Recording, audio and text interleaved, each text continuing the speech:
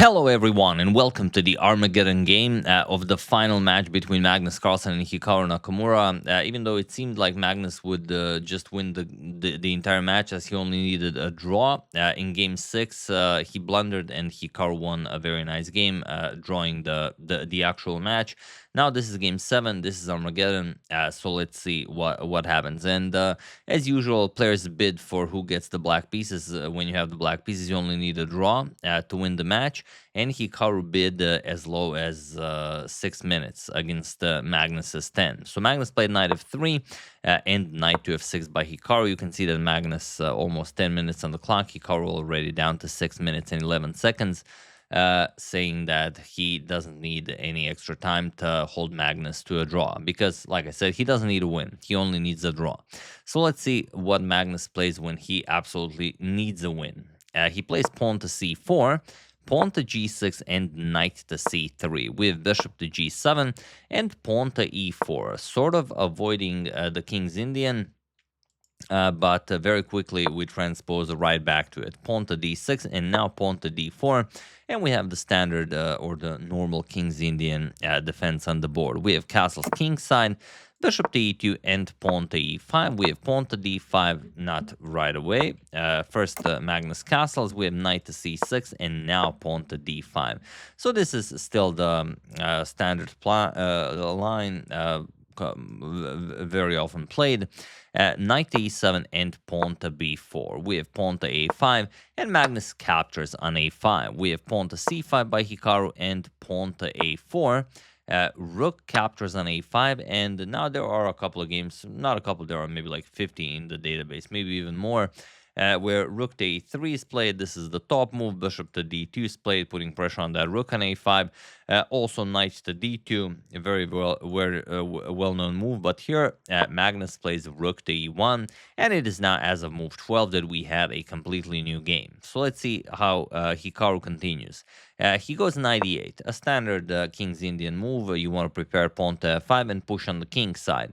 Magnus goes rook to e3, so he basically included rook to e1 and then continues with rook to e3, which is the most played move in the position. Pawn to f5 and knight to g5. So a lot of holes there on the light squares for Hikaru. We have knight to c7 and bishop to d2. Now ready to put some pressure on that rook, but Hikaru just plays pawn to h6, saying, okay, you don't have any good discoveries. First move the knight. Knight to f3 and rook to a6. With e captures on f5, knight captures on f5 and bishop to d3. Knight back to e8 by Hikaru and pawn to h3. We have bishop to d7 and Magnus gets a knight into the center with knight to e4. And as you can see, Hikaru still down some 3 minutes that he sort of gave up just to have the black pieces in the Armageddon. We have knight to f6, queen to c2, again putting pressure along this diagonal. And Hikaru trades. Knight captures, bishop captures, and queen to f6. We have bishop to c3, nicely aligning the bishop with the queen on f6, and pawn to g5. So Hikaru not really just waiting to see what Magnus will do. He is also pushing as, okay, trying to be passive, trying to just hold, usually ends up badly. So playing actively has, shown to be the way to go. We have rook to b1 by Magnus, putting pressure on the b7 pawn and pawn to b6. Hikaru defends. We have knight to h2, shifting the knight over to g4, and Hikaru goes rook h to a8. He doubles up on the a file, and Magnus throws in knight to g4. We have queen to f8, and here Magnus was already winning, but Magnus missed it in the game. If you haven't seen it live, do you see what the Magnus had here in this position?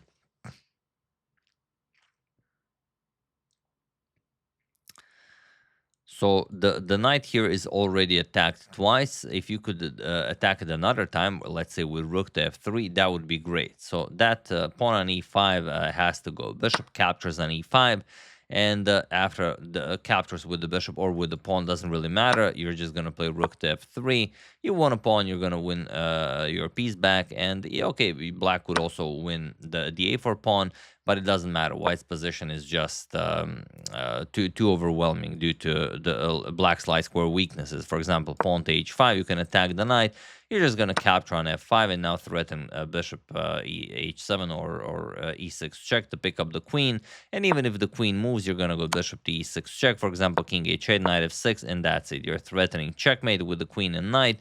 And if you capture, rook captures, and again, not a lot for that black king to do, you're just going to have a very easy checkmate. So Magnus missed this. He played queen to d3 with the idea of, I don't know, bringing the queen to f3, which is silly, as you know, you already have all this pressure on f5. But no, I'm only kidding. Magnus knows what he is doing. We have knight to d4 by Hikaru, saying, okay, no more that funny stuff and no winning lines for you. Knight to e3 and rook captures on a4. Hikaru grabs a pawn, rook captures, Magnus also grabs a pawn, rook captures on b6, and rook to a3. Not allowing that bishop to move. We have king to f1 and rook to a2. We have knight to d1, now defending that f2 pawn as it's fairly weak. The queen and the rook are attacking it, and here Hikaru blunders the game. But he already blundered it. Magnus didn't see it. We'll see if Magnus spots it now. So Hikaru should just go back, rook to e8, as he's not the one attacking here. But he insists on being the one, plays knight to, bishop to a4, and now feel free to pause the video and try to find a winning move for Magnus while I give you a couple of seconds.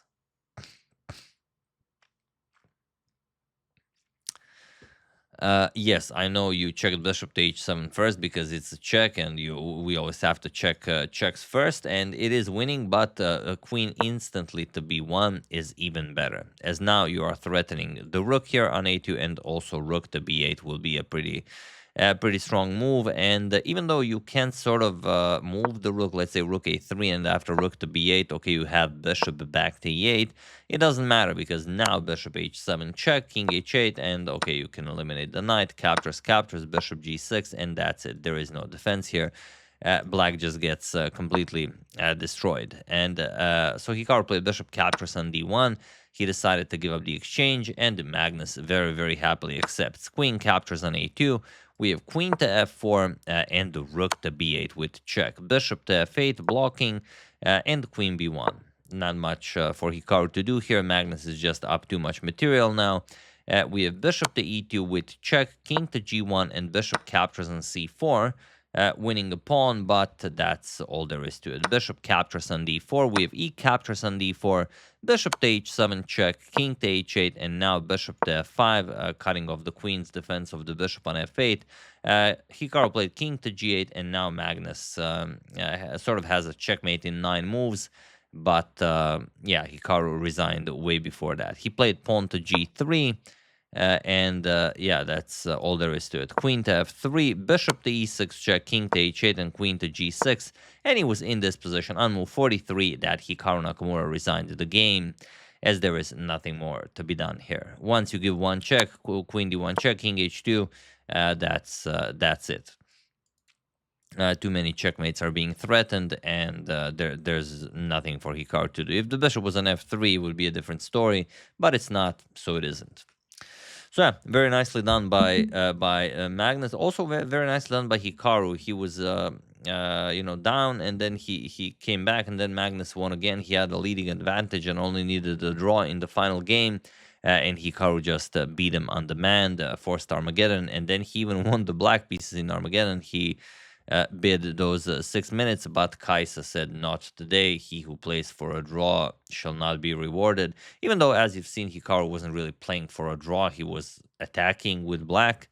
Yeah, stuff happens. Magnus wins. He will meet Alireza Firuza in the grand final, and we'll see, as Magnus said in an interview after the game, will he be able to take down another Falcon tomorrow. So I hope you enjoyed it. Very nicely done as usual by both of them. Even though many people expected this to be the final match, it's really only it is the final, but it's not the grand final match. So I would like to thank James White, Robert Palandech, Christian Medical and Professional Services, Peter Albert, and Rajesh Kota for your contribution to my channel. Thank you a lot. I really appreciate it. As usual, you can check 2 of my previous videos here. Thank you all for watching, and I will see you soon, continuing to check up on your wonderful suggestions, but covering the grand final between Magnus Carlsen and Alireza Firuza tomorrow. Thank you all. I will see you soon, and have an excellent rest of your day.